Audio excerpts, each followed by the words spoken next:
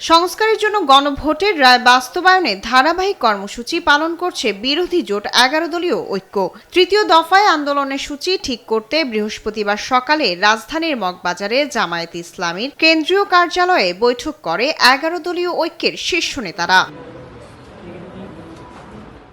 প্রায় ২ ঘণ্টার বৈঠক শেষে সিদ্ধান্ত হয় ১৬ May Rajshahi, ১৩ June Chattogram, ২০ June Khulna, ২৭ June Mymensingh, ১১ July Rangpur, ১৮ July Barishal এবং ২৫ জুলাই সিলেটে সমাবেশ করবে ১১ দল।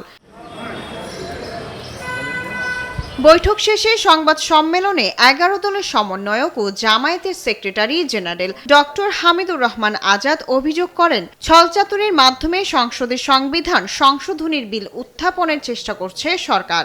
বিশেষ করে ক্ষমতার জোট, টোটাল মেজরিটির জোট, এইসবকে কাজে লাগিয়ে তারা এখন সংবিধান সংশোধনের প্রস্তাব আনার জন্য প্রক্রিয়া শুরু করেছে। আমরা আজকের এই প্রেস ব্রিফিং এর মাধ্যমে আপনাদের মাধ্যমে এটা নিন্দা জানাচ্ছি। এ সময় এনসিপির মুখপাত্র আসিফ মাহমুদ সজীব ভুইয়া বলেন, জনগণকে সঙ্গে নিয়ে গণভোটের রায় বাস্তবায়নে সরকারকে বাধ্য করা হবে। বিভাগীয় সমাবেশের মাধ্যমে গণভোটের গণরায় বাস্তবায়নের পক্ষে জনমত গঠন এবং আমাদের যে রাজপথের আন্দোলন সেটা চলমান থাকবে।